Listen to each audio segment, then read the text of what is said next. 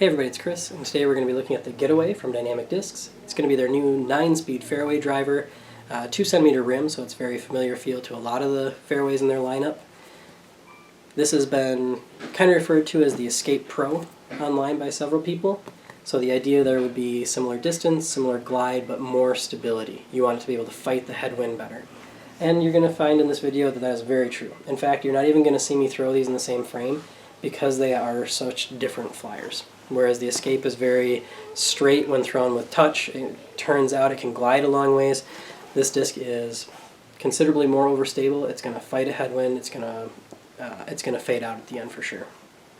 So the question is, how does it compare? The next question then is, how does it compare to a Convict? Is it going to be a lot of overlap with those two molds? So you're going to see that flight.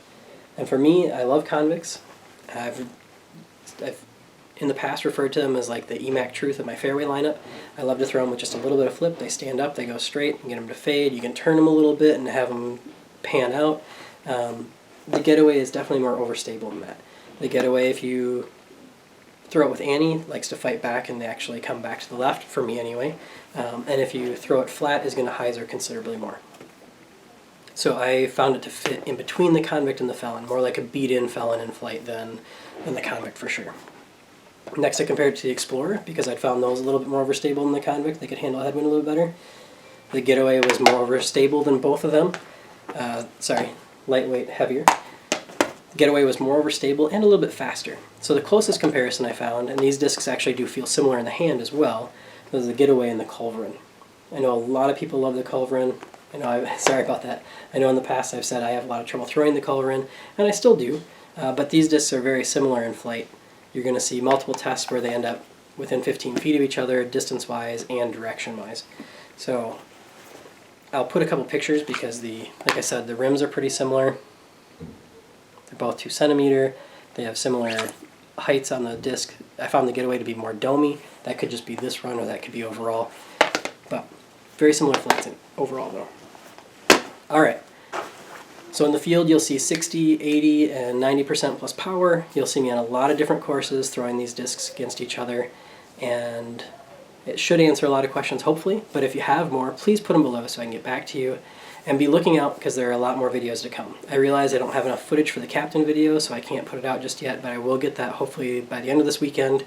I was under the weather this week, so I didn't get to do as much as I wanted to, but I'll get back on that. And I also found out the Warhorse, the Anvil, and the Fuji are coming, so we have even more discs to test.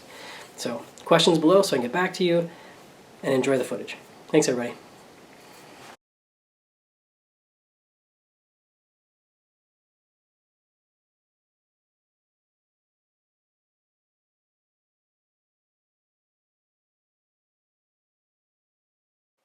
Alright, so here we go out to the field. First throw is about 60%.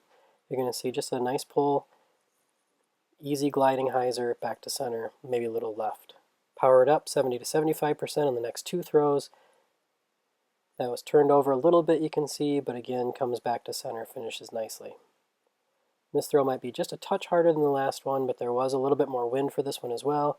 You're going to see a little more height, but just watch the fade. Very predictable finish for this disc.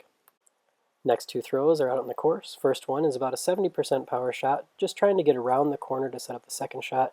That predictable fade works nicely. Then we go out to the field. This is a really hard throw. You can see a little bit of flex, a lot of height, and you're going to see a hard fade at the end. It's going to the left of the basket. We'll start the disc comparisons with a little bit of a slower throw. This is about a 220-foot throw into a pocket in the woods. You'll see the Getaway was my first throw and I threw it a little bit too wide. It gets hung up on the late trees and ends up a little bit right of the basket. I learned, and you'll see the Explorer was actually released a little bit more left and makes the pocket nicely, goes to the basket. Similarly, on the second one, watch these 2 releases. The Culverin's going to be slightly more inside. It's going to cut the corner perfectly and end up right next to the basket. All 3 of these discs at slow speed are pretty similar in flight. They're going to have a nice overstable finish. This third comparison is about 240 feet uphill, so it plays a touch longer. Just going to try to throw a nice easy shot, let the disc fade in between the trees and skip toward the pin. The Culverin has a little more height and ends up a little farther left, but you're going to see how both of these discs end up in just a second. Here's the Culverin. And here's the Getaway. Pretty darn close. Upping the distance a little bit, this is a 280-foot hole with an uphill finish again, making it a little bit longer of a throw. Both discs come out fairly straight, but you're going to see the difference here is the Opto Explorer holds that straight line to get right to the pin. Getaway fades hard into the hill and then skips up within 15 feet. On the second set of throws, the Culverin is going to be thrown a bit higher, and that is going to cause it to fade out a little bit sooner. It's going to hit farther back on the hill, still skip within a reasonable putting range, but not quite as close as the Getaway. That height was the biggest difference on the throw. Upping the distance again, it's about 360 to that second pin. These are going to be hard throws. The Opto Explorer on the top is going to take that extra power and turn out to the right before fading back a little bit towards center, whereas the Getaway does turn out some, but you're going to see it cut much harder and skip toward the basket. It's a little short, but it got in the vicinity putting range. In the second throw, this is the Convict comparison. Again, this is a hard throw. You're going to see late the biggest difference in these two discs. The Convict is going to break right before fading a little bit, whereas the Getaway is still cutting left hard and is going to flare skip over to the left. This is hole 4 at Lapping Park. It's a 325-foot shot through a fairly tight tunnel. You see both of these discs come out through my body, angling a touch right to squeeze the right side of the tunnel before fading back toward the pin. Both of these discs will end up within 15 feet of each other. Both will have a fairly easy putt at the basket. As promised, here's that long Getaway throw again with Culverin for comparison. The Culverin's extra height and the fact that I threw it a little more inside is going to cause it to fade out more to the left and be a touch shorter than the lower thrown Getaway, but both of these discs still end up within 50 feet of the basket. Getaway was definitely closer on this one. And one final shot. This is about a 370-foot hole that breaks left after the crown of the hill. You're going to see this disc ends up pretty darn close to the pin. This is the easiest putt I've ever had here, and I'll count the 2 and be pretty happy with that throw.